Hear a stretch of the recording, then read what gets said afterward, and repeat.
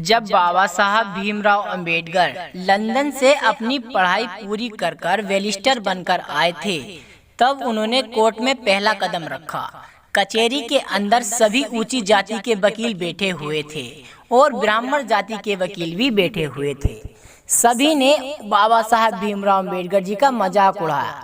देखो देखो, ये महार जाति का, नीच जाति का एक अछूत कितना सज धज कर सूट बूट पहन कर आया है, जैसे कानून का यही रखवाला हो। दोस्तों, ये एक सच्ची घटना है जो बाबा साहेब भीमराव अंबेडकर जी के जीवन में घटित हुई थी, इसीलिए इस वीडियो के एंड तक जरूर रहिए। दोस्तों, जब बाबा साहेब भीमराव अंबेडकर जी का मजाक बनाने लगे, अरे देखो भाई, एक नीची जाति का, महार जाति का वकील बनकर आया है, ये विदेश से पढ़कर आया है, बहुत ही बड़ा कानून का रखवाला बन के दिखाएगा तुम्हें।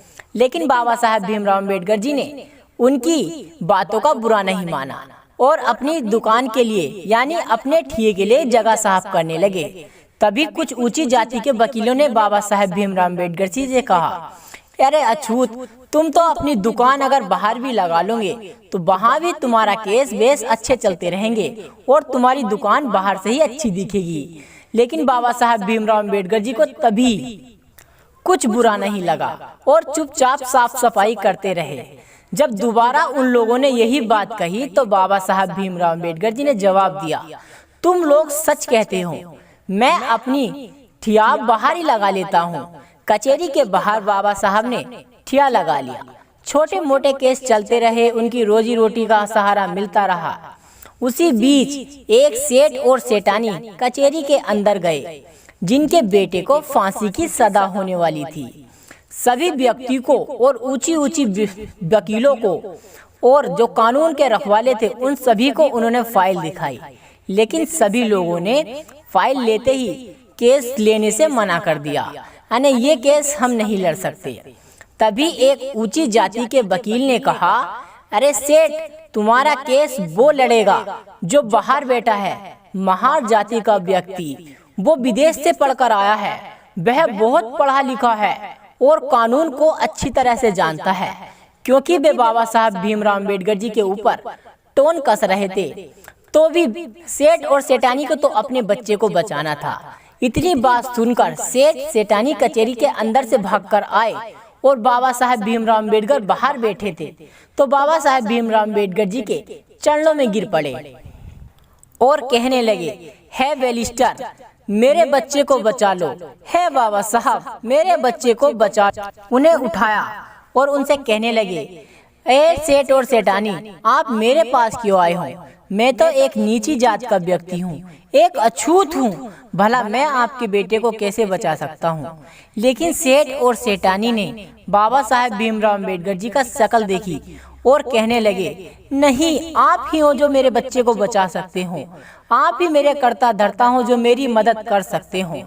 तब बाबा साहब भीमराव अंबेडकर उनसे कहने लगते हैं, आपने ये फाइल न जाने कितने ऊंचे ऊंचे व्यक्ति को और कितनी ऊंची जात के वकीलों को दिखाई होगी, जो कानून को अपना रखवाला और खेल समझते हैं, जो कानून को अपनी मुट्ठी में रखते हैं। उनके पास जाओ, वो आपकी मदद करेंगे। लेकिन सेठ और सेठानी कहने लगते हैं, नहीं, जो भी हमारी मदद करेंगे वो केवल आप ही हैं। हे बैरिस्टर, मेरे बच्चे को बचा लो, बचा लो।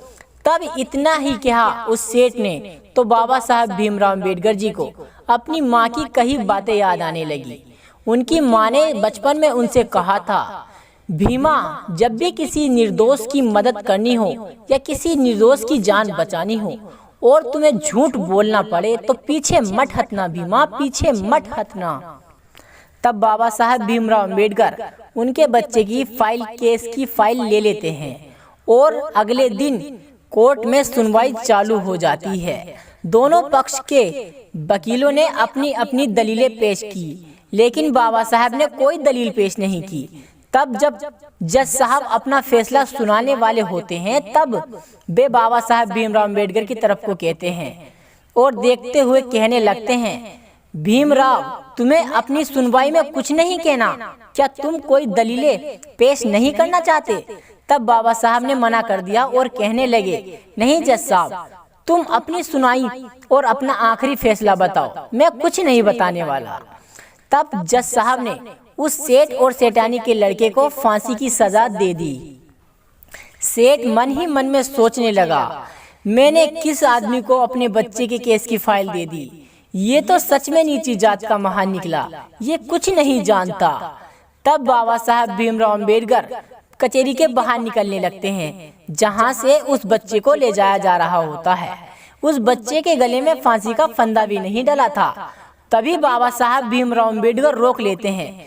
फांसी का फंदा डल ही रहा होता है, तब बाबा साहब भीमराव अंबेडकर कहने लगते हैं, सुनिए जज साहब, तुमने फांसी की सजा दी थी, मौत की नहीं।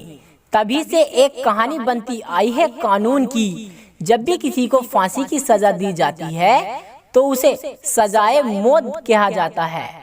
अगर कोई फांसी की सजा देता है तो उसे फांसी नहीं मिलती। इसीलिए संविधान में हर किसी को अपने आप को निर्दोष यानी सबूत को साथ साबित करना होता है। कोई मुजरिम भी हो तो उसे भी एक मौका देता है हमारा भारतीय संविधान। दोस्तों, ये कहानी आपको कैसी लगी मुझे कमेंट कर जरूर बताएं। जय भीम, जय भारत।